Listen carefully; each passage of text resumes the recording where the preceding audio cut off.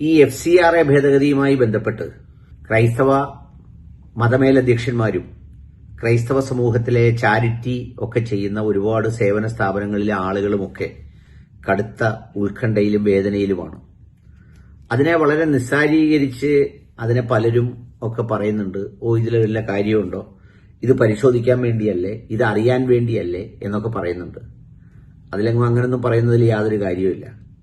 ഇതിനകത്ത് നിയമം കൊണ്ടുവന്ന് ഒന്നെങ്കിൽ ഇവരെ ഭീഷണിപ്പെടുത്തി അതിന്റെ മുൾമുനയിൽ ഇവരെ നിർത്തുക, രണ്ട്, ഇതൊക്കെ അങ്ങനെ ചെയ്യുന്നവർക്കല്ലേ പേടിക്കേണ്ടതുള്ളൂ, അല്ലാത്തവർ പേടിക്കേണ്ടതുണ്ടോ എന്നൊക്കെ ചോദിച്ചാൽ ഇന്ന് ഈ മതപരിവർത്തനം എന്നൊക്കെ പറഞ്ഞ് നാടുനീളെ ഉത്തരേന്ത്യയിൽ എടുത്തിട്ട് ഇടിക്കുന്നവരൊന്നും നിയമത്തിന് പുറത്തുള്ളവരെയൊന്നും അല്ല.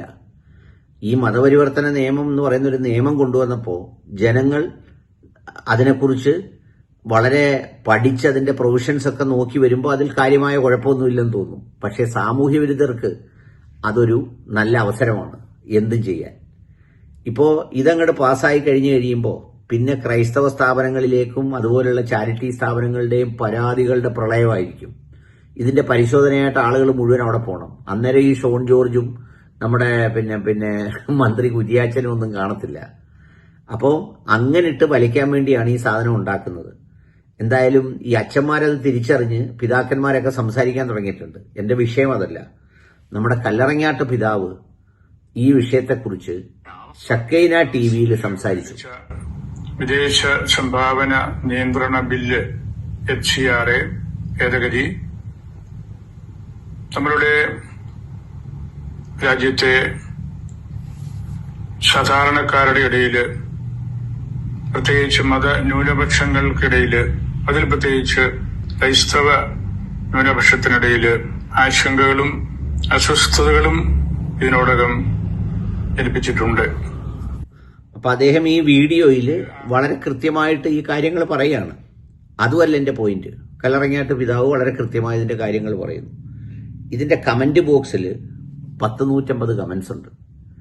ഈ കമന്റ്സ് മുഴുവൻ ഷക്കൈന TV ആണെങ്കിലും ഈ കല്ലറങ്ങാട്ട് പിതാവിനെ തെറി വിളിക്കുക. ഷക്കൈന TV എന്ന് പറയുന്നത് ശരിക്കും പറഞ്ഞാൽ ക്രൈസ്തവ സഭയുടെ സന്ദേശങ്ങൾ എത്തിക്കുന്നതിനുള്ള TV-യാണ്. പക്ഷേ അതിന്റെ അടിയിൽ വന്ന് ഭയങ്കരമായി കല്ലറങ്ങാട്ട് പിതാവിനെ തെറി വിളിക്കുക. അതുപോലെ തന്നെ ഒരു വീഡിയോ കേരളാവുമതി ചാനലിൽ കിടക്കുന്നു. ആ ചാനലിന്റെയും അടിയിൽ നോക്കിയാൽ കമന്റ് മുഴുവൻ ഇവർ ഈ പറഞ്ഞ പോലെ തെറിയാണ്. കൗമുദി പിന്നെ വേറൊരു കമ്മ്യൂണിറ്റിയുടെ ചാനലാന്ന് പറയാം. ഷക്കൈന TVയുടെ അടിയിൽ എങ്ങനെ തെറി വന്നു എന്ന് ആലോചിച്ചപ്പോഴാണ് എനിക്ക് എന്റെ ഗുട്ടൻസ് പിടികിട്ടിയത്. എന്താണെന്നറിയോ, അവർ സ്ഥിരമായി ഇവിടെ കച്ചവടം നടത്തുന്നത് ഈ മുസ്ലിം വിരുദ്ധതയാണ്. അവർ സ്ഥിരമായി വിറ്റുകൊണ്ടിരിക്കുന്നത് വലിയ കാര്യമില്ലാത്ത മുസ്ലിം വിരുദ്ധതയാണ്. അപ്പൊ ആ മുസ്ലിം വിരുദ്ധതയാകുന്ന വിഭവങ്ങൾ കഴിക്കാൻ ഇവിടെ വന്നിരിക്കുന്ന ആളുകളെല്ലാം, ഈ യൂട്യൂബ് എന്ന് പറയുന്നത് ഒരു ഓഡിറ്റോറിയം ആണല്ലോ, ഇതിൽ വന്നിരിക്കുന്ന ആളുകളെല്ലാം സംഘപരിവാർ ആശയങ്ങളോട് യോജിക്കുന്നവരും കാസ ടീമും ഒക്കെയാണ്. അപ്പൊ അവർക്ക് അച്ഛൻ കേന്ദ്ര സർക്കാരിനെ പറയുന്നത് ഒട്ടും യോജിക്കാൻ പറ്റത്തില്ല. അതുകൊണ്ടാണ് ഈ അച്ഛന്മാരെയും സഭയെയും ഒക്കെ ആക്ഷേപിച്ചുകൊണ്ട് തെറി വിളിച്ചുകൊണ്ട് കമന്റുകൾ നിറയെ കിടക്കുന്നത്. അതെല്ലാം ഒന്നും മുസ്ലിം പേരുകാരുമല്ല, വളരെ കുറച്ചേ ഉള്ളൂ മുസ്ലിം പേരുകാർ. ബാക്കി മുഴുവൻ ഇതിന്റെ അടിയിൽ വന്നവരെല്ലാം ഇവരാണ്. എന്നുവെച്ചാൽ ഇവര് വളർത്തിക്കൊണ്ടുവന്ന ഒരു മുസ്ലിം വിരുദ്ധതയുടെ ഫലം ഇവര് ന്യായമായ ഒരു കാര്യം പറയുമ്പോൾ പോലും ഇവർക്ക് പിന്തുണ കിട്ടാത്ത സ്ഥിതിയിലേക്ക് എത്തിയിരിക്കുന്നു എന്നതാണ് ഒരു സ്ഥിതിവിശേഷം.